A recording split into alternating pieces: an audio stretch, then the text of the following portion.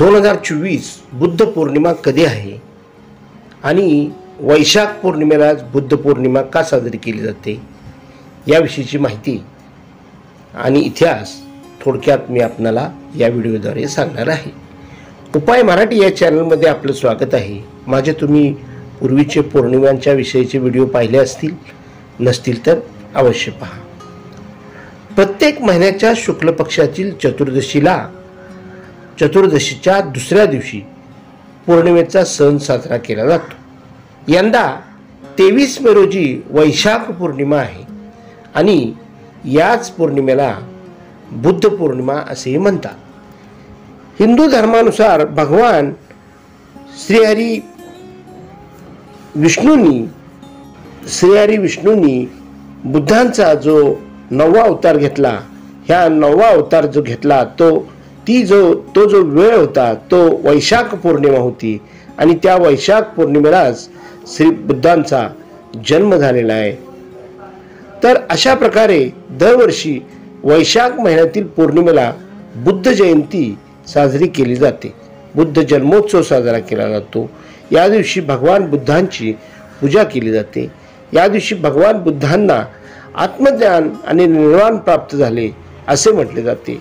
या दिवशी भक्त गंगा किंवा कोणत्याही पवित्र नदीमध्ये स्नान करतात।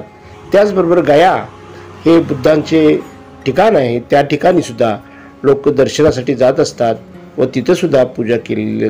त्यांना बुद्धांना जिथं ज्ञानप्राप्ती झाली तिथं गया ह्या बोधी वृक्षाच्या खाली आपण त्यांचं दर्शन घेण्यासाठी बरेच बौद्ध अनुयायी जात असतात आणि हिंदू लोक सुद्धा गया येते, मातृगया त्याला म्हणतात। तर मातृ म्हणजे आईचं आपण तिथं श्राद्ध, पितृश्राद्ध जे आईचं श्राद्ध जे असतं तिथं केलं जातं। तर अशा प्रकारे हे गया हे ठिकाण सुद्धा प्रसिद्ध आहे। तर बुद्ध पौर्णिमेचं महत्त्व काय आहे? गौतम बुद्धांचे नाव सिद्धार्थ गौतम होते। मान्यतेनुसार त्यांचा जन्म सुमारे 25,000 वर्षापूर्वी लुबिनीमध्ये झाला होता। काही इतिहासकारांच्या मते गौतम बुद्धांच्या जीवनातील 3 महत्त्वाच्या घटना म्हणजे त्यांचा जन्म आणि गया येथील बोधिवृक्षाखाली ज्ञानप्राप्ती आणि मोक्ष म्हणजे मृत्यू एकाच तारखेला घडल्यामुळे या दिवसाचे महत्त्व अनेक पटीने वाढलेलं आहे। त्यामुळे बुद्ध धर्माचे अनुयायी हा दिवस मोठ्या थाटामाटात साजरा करतात। हिंदू मान्यतेनुसार या दिवशी भगवान विष्णूंनी बुद्ध म्हणून त्यांचा 9वा अवतार घेतलेला होता।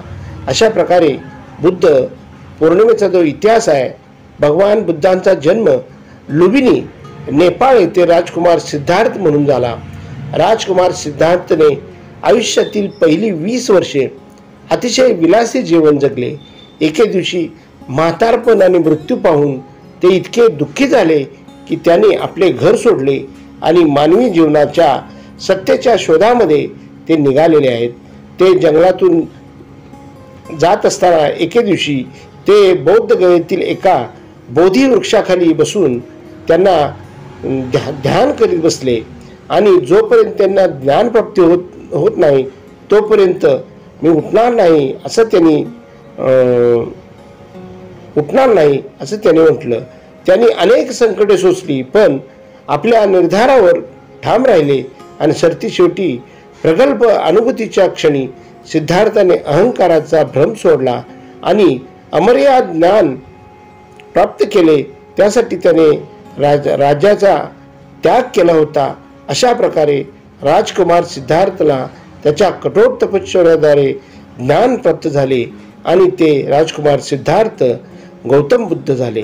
गौतम बुद्धांनी वयाच्या 80व्या वर्षी कुशीनगर उत्तर प्रदेश येथे अखेरचा श्वास घेतलेला आहे।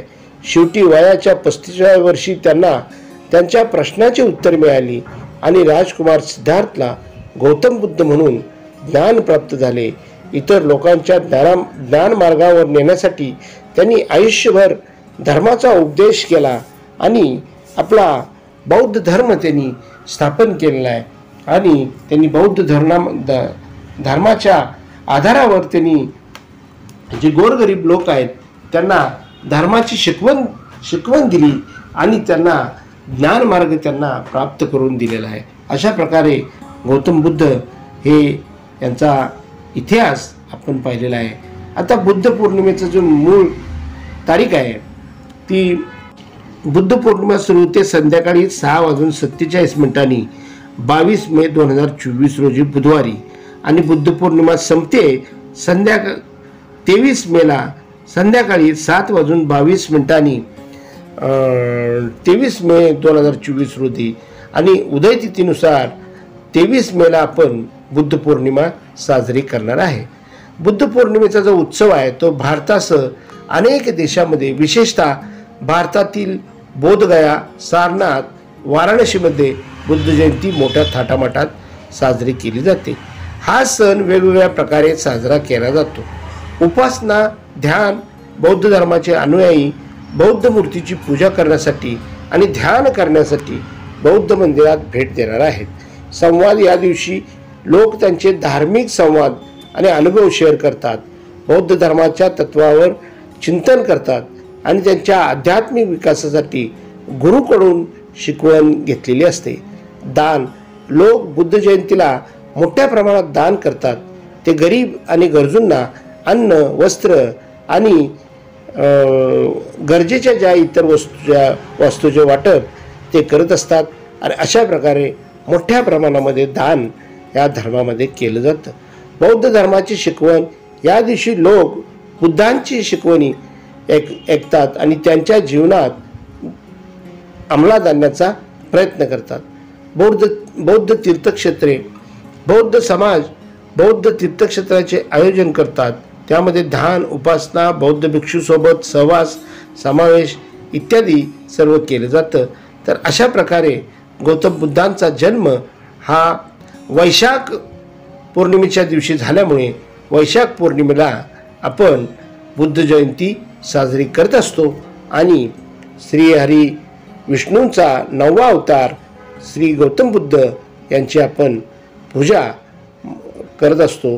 हिंदू धर्मामध्ये त्यांची पूजा केली जाते आणि बौद्ध धर्मामध्ये सुद्धा त्यांची पूजा केली जाते आणि त्यांची जी शिकवण आहे ती मनुष्याच्या जीवनामध्ये अंमलात आणण्याचा प्रयत्न प्रत्येक बौद्ध समाजाचे लोक हे करत असतात. आणि हिंदू धर्मामध्ये बुद्ध हे नारायणाचा अवतार म्हणून हिंदू लोक त्यांची पूजा ही करत असतात. तर अशा प्रकारे गौतम बुद्धांचा इतिहास आपण पाहिलेला आहे. जर ही तुम्हाला माहिती आवडली असेल तर लाईक करा, कमेंट करा आणि माझ्या चॅनेलला सबस्क्राईब करा. ओम श्री बुद्धाय नमः. धन्यवाद धन्यवाद धन्यवाद.